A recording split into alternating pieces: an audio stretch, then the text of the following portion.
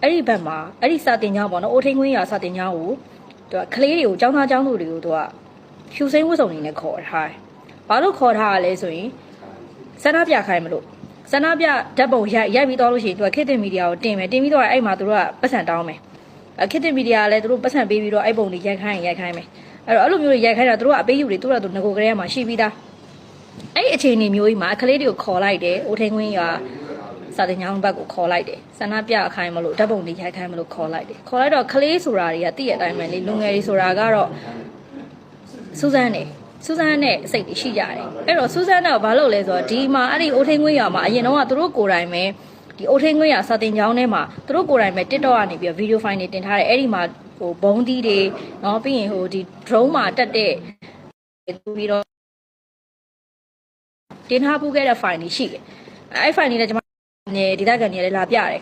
အဲ့ဒီအိုထိန်ခွင်းရစာတင်ကြောင်းအားတဲ့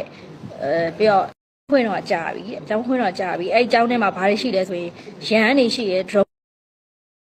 ဒါတွေကိုပြုတ်လုပ်နေရနေ့စဉ်နဲ့အမျှပြုတ်လုပ်နေကျွန်မဗီဒီယိုဖိုင်လေးတစ်ခုအရင်ပြလိုက်မယ်ပို့ပြီးရှင်းတော့အောင်လို့ဗီဒီယိုကနည်းနည်းတူတယ်မှန်လားဒါသူတို့ကိုယ်တိုင်အဲ့ဒီစာတင်ကြောင်းထဲမှာ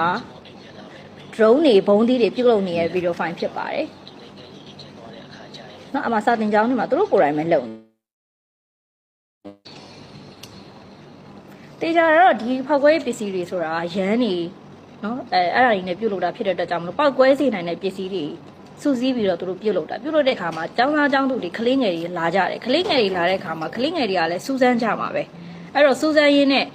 ဒီရန်နေနဲ့ထပြီးတော့ပောက်ကွဲမှုဖြစ်တယ်လို့သိရတယ်သိရတော့တေချာတော့ဟိုတရေနှစ်ခုဖြစ်သွားပါဘောနော်ဒီနာမခအတိုင်းထဲမှာဒီဘဲရင်အိုထိန်ခွင်းနဲ့ပတ်သက်ပြီးတော့ဒီကြောင့်တိုက်ခိုက်မှုမရှိခဲ့ဘူးဆိုတဲ့သတင်းကလည်းတော့ confirm ဖြစ်တယ်တေချာတယ်ကျမတို့မျက်နှာတွေနဲ့တောင်ကျမတို့ဒါချပြပြီးတော့ပြောနေတာဆိုတော့မဟုတ်တဲ့သတင်းတွေကျမတို့မပြောဘူးအဲ့တော့အဲ့သတင်းတစ်ခုကလည်းတေချာတယ်နောက်တစ်ခုကသူတို့တင်ထားတဲ့ဗီဒီယိုဖိုင်ကဒီပောက်ကွဲတဲ့ပစ္စည်းတွေဒီအကြောင်းမှာရှိတယ်ဆိုတာကိုဆိုတော့ဒီအချက်နှစ်ချက်အရာတေချာတာကတော့ဒီကလေးတွေတေးရပဲဟိုတေးသွားတယ်လို့တော့ပြောကြတာပေါ့နော်ဒါသူတို့တင်တဲ့သတင်းတွေကတော့ကလေးတွေတေးရလို့ပဲပြောတယ်တေးကြတယ်အဲ့ဒီတေးဆုံးမှုကကျမတို့ဒီတက်မတော်နဲ့ဘာမှတက်မတော်ကလှုပ်လို့ဒီကလေးရတာတေးဆုံးတာလုံးဝမဟုတ်ဘူးဆိုတာဒါအခုကြည့်နေသူတွေအကုန်လုံးဒီမှာကြည့်နေသူတွေအကုန်1000ကျော်လောက်ရှိတယ်အဲ့ဒီပြီးတော့ပြောကြခြင်းနေဆိုတော့သတင်းလူသတင်းမှားတွေကတော့အများတန်းလို့အဲ့ဒီမီဒီယာရတော့တောက်လျှောက်တော့တင်နေရတော့ရှိတာပေါ့သို့ပေမဲ့လည်းပြည်သူလူထုအနေနဲ့တေချာချင်းမြင်ပြီးယုံကြည်စေချင်ပါတယ်ပြီးတော့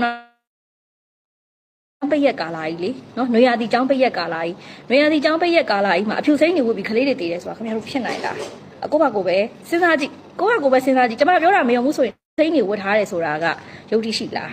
နောက်တစ်ခုကဟုတ်ပြီအဖြူစိမ့်နေဝတ်ပြီးတော့ဟိုတို့စာတင်ကြတယ်ပဲထားအောင်အဲ့ဒီဘဲရင်းမျိုးတွေမှာကျွန်တော်တို့အစိုးရရဲ့ပညာရေးရန်နေရမရှိတော့ဘူးအဲ့ဒီမှာစာတင်ကြောင်းနေပညာရေးကဏ္ဍတွေကရက်တန်တွေကကြာပြီဒီဘဲရင်းဆိုတာကဟိုခင်ဗျားတို့လည်းသိမှာပါအကျန်းဖက်ပီရဲ့ဒီဆုံးမိုးနေတဲ့နေမီလို့တောင်ပြောလို့ရတယ်အဲ့လိုနေမီမျိုးမှာဟိုကျမတို့အစိုးရဝန်ထမ်းတွေဆရာမတွေစာလာရောက်ပြီးတော့တင်ကြားနိုင်ခြင်းမရှိကျောင်းသားကျောင်းသူတွေလည်းစာတင်ကြားနိုင်ခြင်းမရှိဘူးတေးကြတာဒီသူတို့အန်ယူဂျီကနေပြီးတော့ခေါ်ရဲဖွင့်လိုက်တဲ့အကြောင်းနေတာရှိခြင်းရှိမယ်ဆိုတော့အဲ့ဒီခရီးတွေတည်ဆုံးမှုကတက်မတော်နဲ့ဘာမှလည်းမဆိုင်ဘူးဒါတက်မဲ့တက်မတော်ပေါ်မှာဟိုပုံရိပ်ဖြတ်ခြင်းလို့ထုံးစံတိုင်းပေါ့သူတို့လုံနေကြတဲ့အတိုင်းပေါ့တက်မတော်ပေါ်မှာပြည်သူလူထုအမြင်မကြည်အောင်ဟလာပြည်သူတွေတက်မတော်ပေါ်မှာအမုန်းတရားတွေပွားများအောင်ဒီလိုပဲလှုပ်ကြံပြီးတော့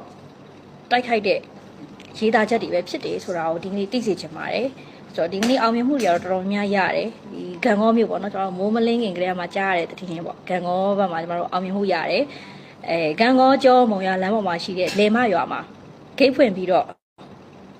ဟို PDF တရားနေပြီးတော့ပေါ့နော်ဒီဂန်ကောမြို့အတွင်းကိုကုန်းစီတွေဝင်ရောက်မလာဖို့ဆိုပြီးတော့ပိတ်ဆို့ပြီးတော့ဂိတ်ဖွင့်ထားရတယ်ပေါ့အဲ့မှာကျမတို့ဒီဂန်ကောတက်နေရလဲကျင်ညာထားတယ်မင်းတို့ဂန်ကောမျိုးနဲ့9မိုင်ပတ်လေကိုမလာခဲ့နဲ့လာရင်တော့အရှင်တော့မထွက်ရဘူးအသေးတော့ပဲရမယ်ဆိုပြီးတော့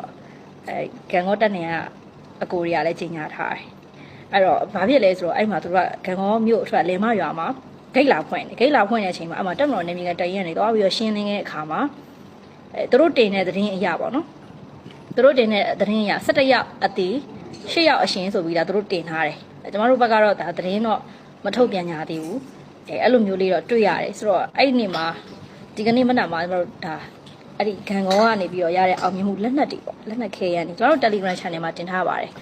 ကျွန်မရဲ့ TikTok account ကတော့ဒီကနေ့ပြတ်သွားပြီပေါ့နော်ပြတ်သွားပြီအဲ့တော့ကိုစောဖုန်းရဲ့ account ကနေပြီးတော့ဒါလာပြီးတော့အကူကြီးတောင်းပြီးတော့ live လွှင့်ပြီးတော့ဒီသတင်းစကားလေးကိုသိစေချင်တာပေါ့နော်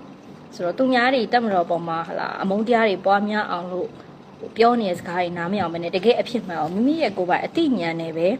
စဉ်းစားစေချင်တာပါဘယ်သူပြောတာမှမယုံပါနဲ့ကျွန်မပြောရလဲယုံခြင်းယုံမယုံခြင်းနေမယုံလို့လည်းရတယ်ဒါပေမဲ့မိမိရဲ့အသိဉာဏ်နဲ့မိမိတခြားစဉ်းစားပါ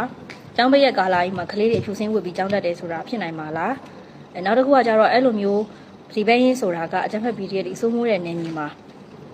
တက်မတော်ကနေပြီးတော့ပြီးတော့ဒီနေ့လဲဒါလေးချောင်းတိုက်ခိုက်မှုတွေလုံးဝမရှိခဲ့ဘူးဆိုတာကိုလည်းသိရတယ်မဟုတ်ဘူးဆိုရင်တော့မှကွာဟိုခင်ဗျားတို့အမြဲတည်နေပါတယ်ဝေဟင်တို့ဘာတို့ဟာလာမေထီလာ channel လေးစိတ်ကနေလင်းဘန်နိုင်တက်သွားပါပြီအနောက်မြောက်ရက်တို့ဦးတီတက်သွားပါပြီအဲ့လိုမျိုးတင်နေတဲ့သတင်း channel သမားတွေကိုလည်းခင်ဗျားတို့ကိုယ့်ဘက်ကိုတွားကြည့်ကြည့်ပါဒီကနေ့ဒီဘဲရင်ဘက်ကိုသွားတဲ့လင်းရှိလားလို့တင်ထားတဲ့ post ရှိလားလို့ကိုယ့်ဘက်ကိုတွားကြည့်ကြည့်ကျမတို့ပြောတာမယုံဘူးဆိုရင်တော့မှခင်ဗျားတို့ကိုကြည့်နေတဲ့ channel တွေကိုယ့်ဘက်ကိုတွားပြီးတော့ကြည့်ကြည့်နော်အဲ့ဒီခင်ဗျားတို့တင်နေတဲ့ channel တွေမှာလည်းဒီဝေဟင်နဲ့ပတ်သက်ပြီးတော့ဒီဘဲရင်ဘက်ကိုဒီနေ့လေးချောင်းတက်တာတို့လေးချောင်းသွားတာတို့တင်ထားတဲ့ post တွေအခုချိန်ထိမရှိဘူးเนาะအဲ့တော့တေချာဒီဘဲရုံတက်မတော်ကနေပြီးတော့လေချောင်းရှင်းလင်းလုပ်ခဲ့တာလုံးဝမရှိဘူးဆိုတာကိုအတည်ပြုလို့ရတယ်ကျမတို့ပြောတာမယုံဘူးဆိုရင်တော့မယုံကိုယ့်ကိုသွားကြည့်ကြ